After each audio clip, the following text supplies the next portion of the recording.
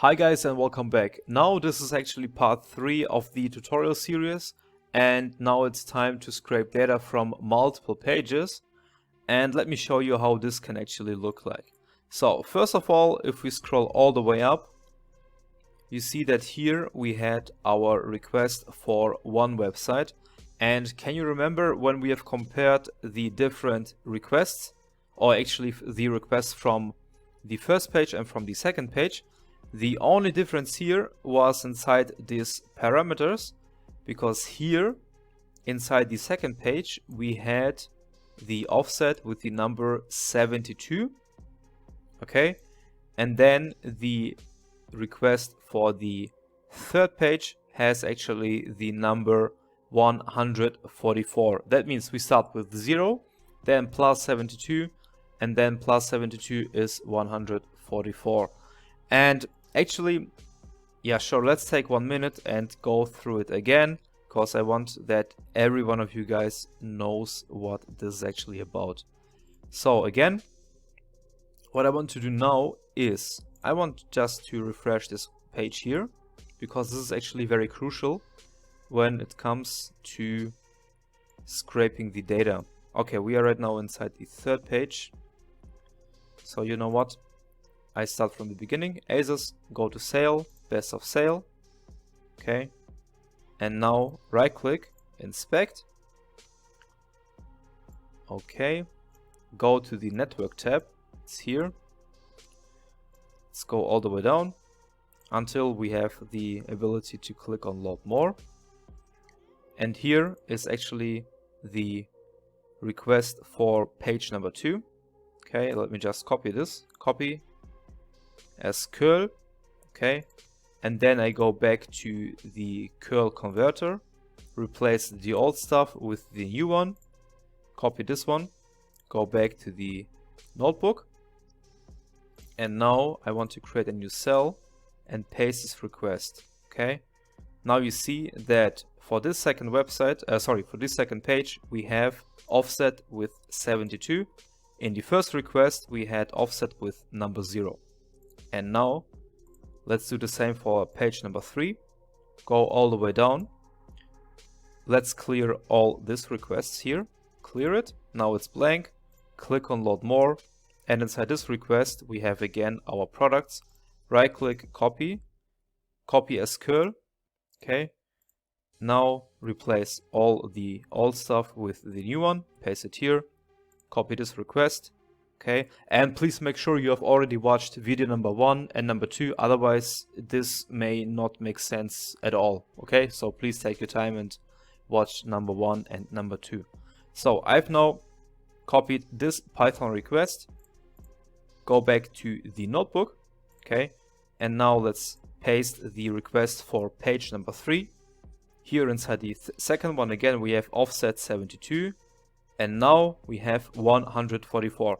So again, it's very important to understand the logic behind the website's API or behind the website's request. Okay, so for the first page we start with number 0, then we have inside the second page 72, and inside the inside page number 3 we have 144. Okay, so this is actually the logic. Every new site has the current number plus 72. Okay, and this is very, very important when it comes to working with multiple pages. Okay, so that's it. Let me just again remove these 2 cells here, and I want to copy this one. So copy everything. Now go back down, paste it here, and again now you need to see it as, let's say, as something different, as a separate project. Okay, because here we also need to import right now the empty list. Okay, and write our for loop actually again for the pagination part and also for the result item part, what we have actually already done in the previous video. That means in the second for loop, which you will see in a few seconds, we can just copy paste the logic from the last video. Okay, so for now we need to create a logic for the pagination. Okay, so we start here. Let's say we want to scrape 20 pages. Okay, that means we need to write a for loop and work with the range. Okay, So I want to show you the logic right now. So we start for I in range. We start with 0, okay? And 20 times 72 is 1440. Can make a cross check, okay? So 72 times 20 is 1440, okay? And since we want to have 20 pages, we need to write it like this. And after the second comma, we need to write 72 because we want to increment all the numbers with 72. I will show you what I mean by that. So first let me just indent everything what is underneath. Okay. And now let me just copy this this for loop. Copy this, paste it here, and let's print out the iteration variable, which is I. Okay, so print I, run the cell, and you will see that this is actually our logic. We start with number 0, 72. For page number 3 we have 144, page number 4 216, and so on. Okay, we start with 0, and each next iteration has the increment of 72. Okay, and if you ask yourself why you don't see this 1440, because this is actually when we write it like this, or when we use the range function, this 1440 is actually excluded. Okay, and since we start with 0, we have all in all 20 items here. Okay, so you can count it: 1, 2, 3, 4, 5, 6, 7, 8, 9, 10, 11, 12, 13, 14, 15, 16, 17, 18, 19, 20. And this is actually the logic when we want to scrape data from 20 pages. Okay, this is it. And now you ask yourself, why do I want to show it to you in such a detailed way? Because here we have this for loop with this range function, and we need to replace this number here, okay, with the iteration variable, because we don't want just to have number 0. We want to write the for loop to get access to 20 pages, okay? And inside the second page we want to have 72, inside page 3 144, and so on. That means this number 0 has to be replaced with the iteration variable, but you see here this number 0 is inside a string. Okay, we have it as a string. That means this iteration variable also has to be casted inside a string. Okay, and now we can proceed, and this makes actually sense. Okay, so this is actually the logic behind it. We start with 0, and with each and every iteration it will increment with 72. Okay, all in all for 20 different numbers, in this example for 20 pages. This is it. Let me just remove this cell. This was just for demonstration. And now, before this for loop, we again need to copy and paste the empty lists here. Okay, this is the first step. This for loop is the second step. Now we have the response for every of the 20 website, every of these 20 pages. Sorry, always when I say website I mean page. Okay, so it's my mistake. And then after we've created our response, we need to create the JSON object. Okay, so the logic is actually the same what we have done in the previous videos. So the JSON object was created here. That means copy this, go back down, and now paste it here. And don't forget to comment this one. It's a JSON object.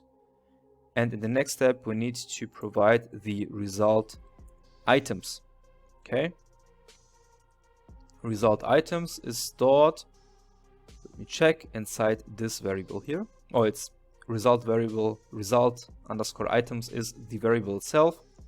And inside this variable, we have stored this expression. Okay. Copy this, go back down. Now paste it here. And now, actually, the logic will be exactly the same what we have seen in the last video.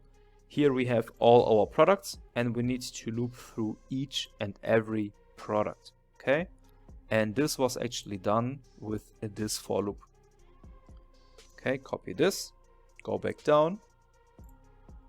So, and underneath we need to paste it and also make sure you have intended everything properly. So highlight it, shift, and now we have accomplished the indentation. This is actually it. Okay. Now let's run the cell and let's see if everything works fine. Okay. Now it's working. Maybe it takes a few seconds.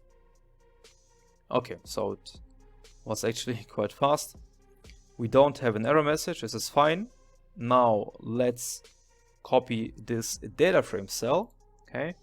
Highlight it, copy this one, paste it directly underneath because we want to get all these results inside this data frame here.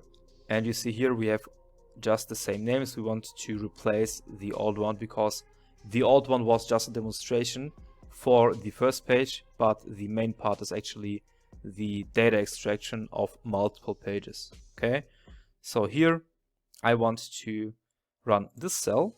Okay. And in the next cell, I want to print out this new created data frame.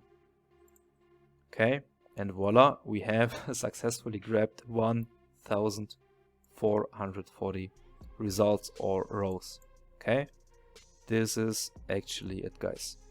Awesome. So finally, let's store our results again inside an Excel file. So let's make use of the ASUS data frame _2 Excel, and then let's provide one name.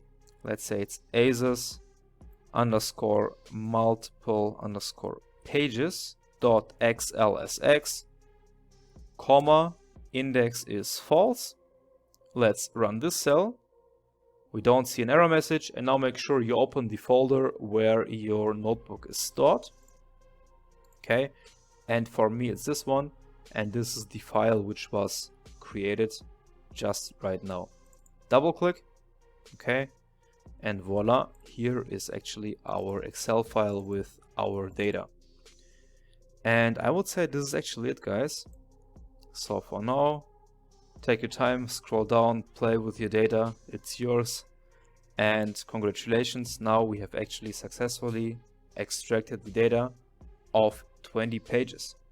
Okay, so guys, it was a pleasure to work together with you. Thank you very, very much for your time, for your trust, for your patience, and I hope to see you in one of the upcoming tutorials. Stay safe and see you soon.